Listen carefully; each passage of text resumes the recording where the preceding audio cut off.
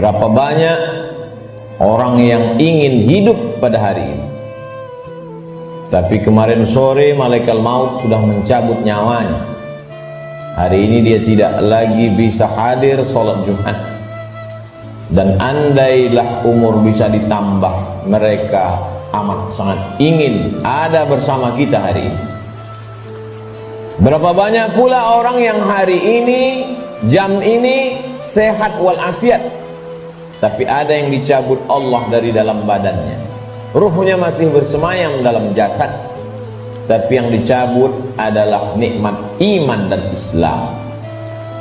Tak ada lagi rasa takutnya kepada Allah, sehingga meninggalkan sholat Jumat ringan saja, seperti meninggalkan sandal di tepi jalan.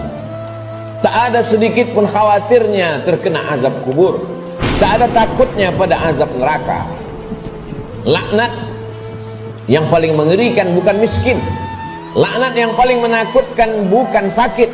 Laknat adalah ketika tak ada rasa takut dalam hati.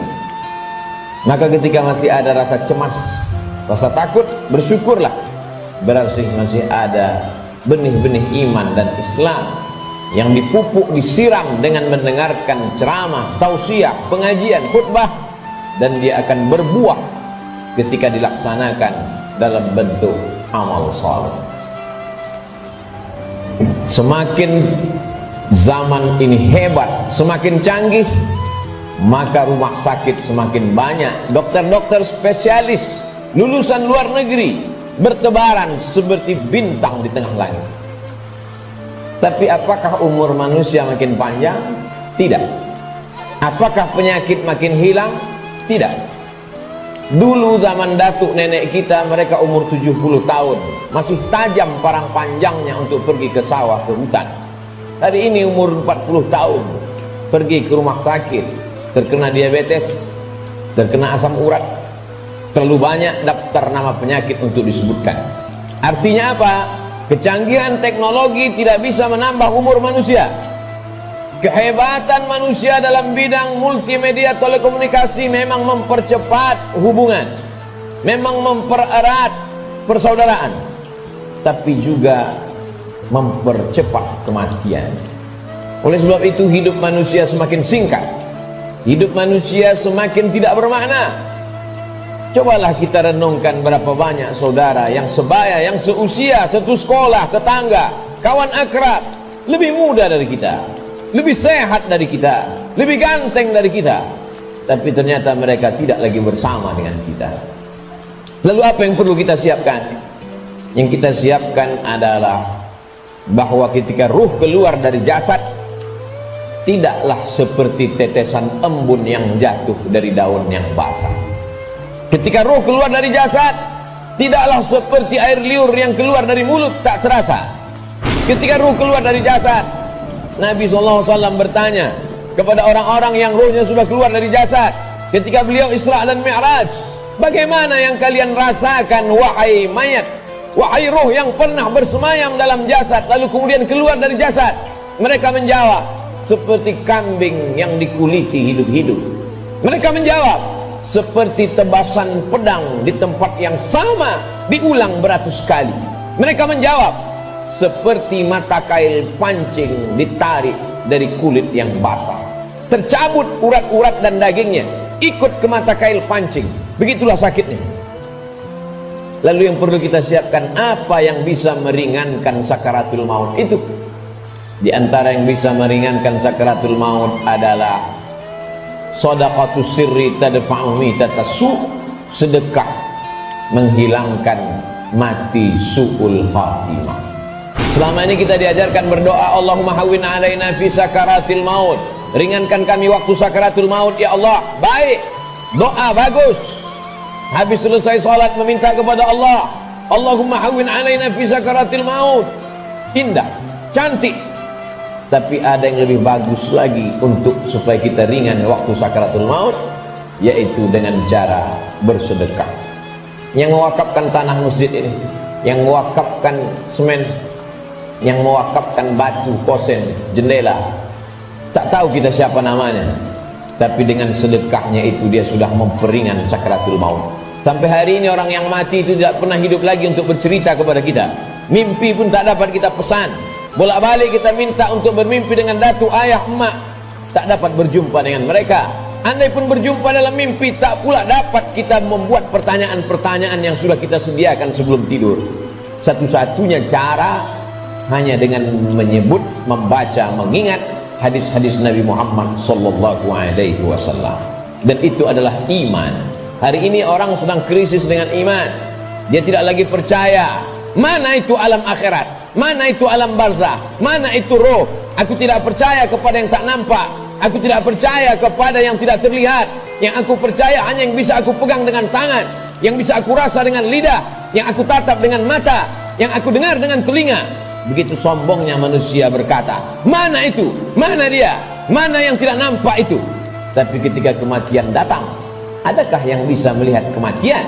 Percaya, mati. Tak percaya pun mati.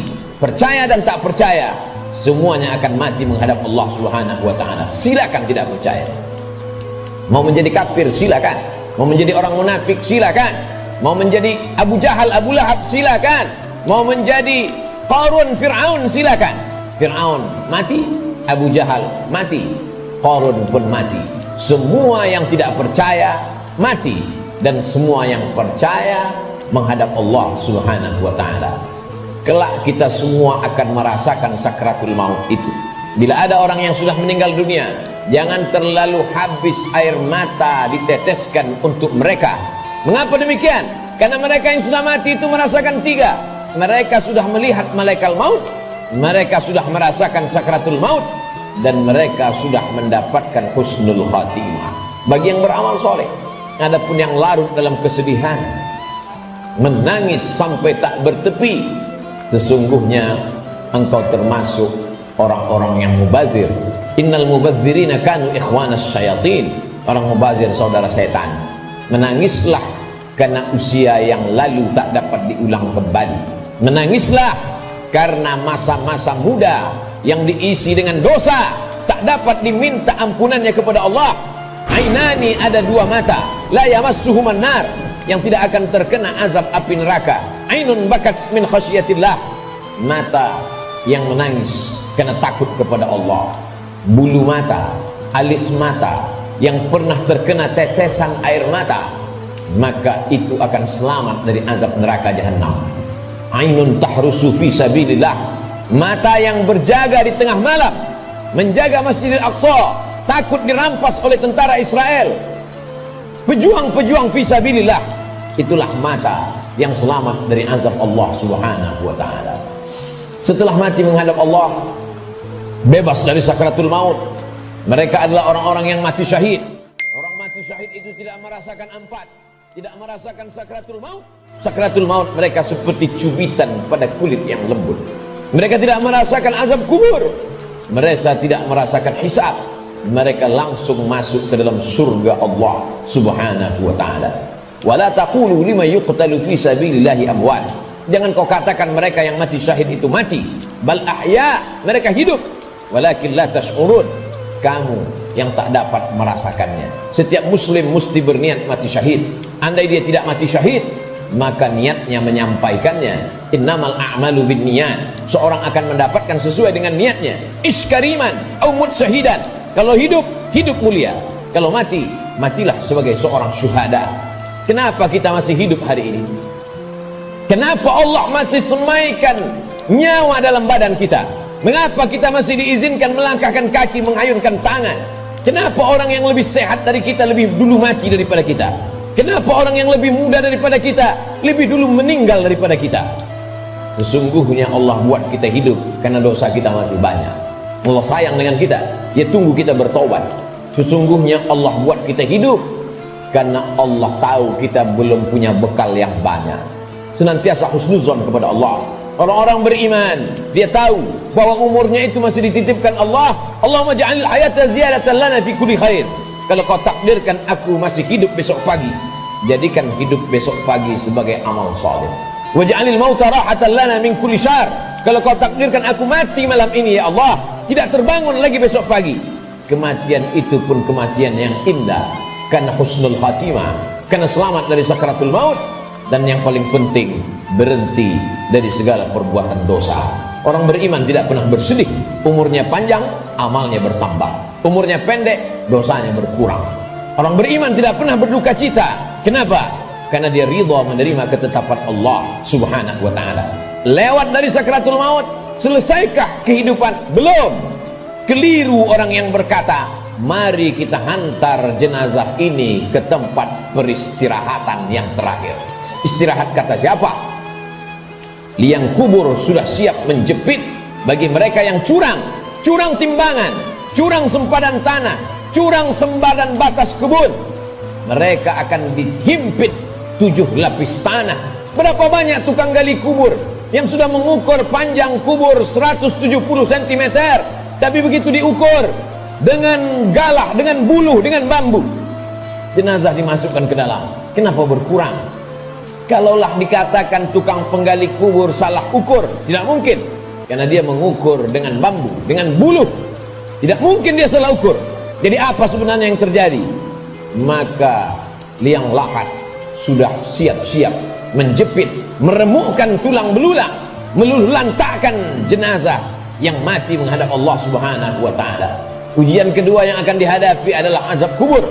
Maka setelah fil alamina innaka hamidum majid, orang solat beriman, muslim yang takut pada Allah, menambahkan doanya, Allahumma fir lima qaddamtu wa ma akhartu wa ma asrartu wa ma a'lantu wa ma asraftu wa ma anta a'lamu bihi minni, antal muqaddimu wa antal muakhiru, la ilaha illa anta subhanaka inni kuntu minadh dhalimin. Sebelum salam dia tambahkan 4, Allahumma inni a'udzubika min azabi jahannam wa min azabil qabri wa min fitnatil mahya wal mamat wa min syarri fitnatil masihid dajjal. Dia minta selamat dari azab kubur. Setiap kita yang melewati kubur dalam perjalanan panjang kami dari Pekanbaru ke pedalaman suku Talang Mama, lalu kemudian singgah sebentar di masjid rumah Allah pada hari Sayyidul Ayyam, akan kembali lagi melewati kubur. Apa yang kami katakan? Assalamualaikum ya ahlad diyar minal mu'minin wa inna insyaallah bikum lahiqun yarhamullahul mustaqdimina wal mustakhirin nas'alullah lana wa lakumul afiyah. Apa yang kita mintakan orang yang dikubur itu? Bukankah mereka sudah mati? Orang yang hidup kita ucapkan Assalamualaikum, selamat anakmu, selamat keluargamu, selamat rumahmu, selamat hartamu, selamat sawitmu, selamat karetmu, selamat kebunmu, selamat dagangmu, selamat rukomu, selamat rumah makanmu. Tapi untuk orang yang sudah mati, apa yang kita ucapkan? Kenapa ada selamat untuk orang mati? Maka sesungguhnya salam pada orang mati di liang kubur adalah Assalamualaikum ya ahlal kubur, selamat kalian dari azab kubur. Hadisnya sahih, diriwayatkan oleh Sayyidatuna Aisyah Ummul Mukminin. Wahai Aisyah, kata Nabi SAW, kalau engkau lewat di kubur, mulutmu jangan diam saja, ucapkan salam, Assalamualaikum ya ahlad diyar, selamat bagi kalian. Selamat apa? Selamat dari azab kubur. Jangan pernah mulut ini berhenti meminta selamat dari azab kubur.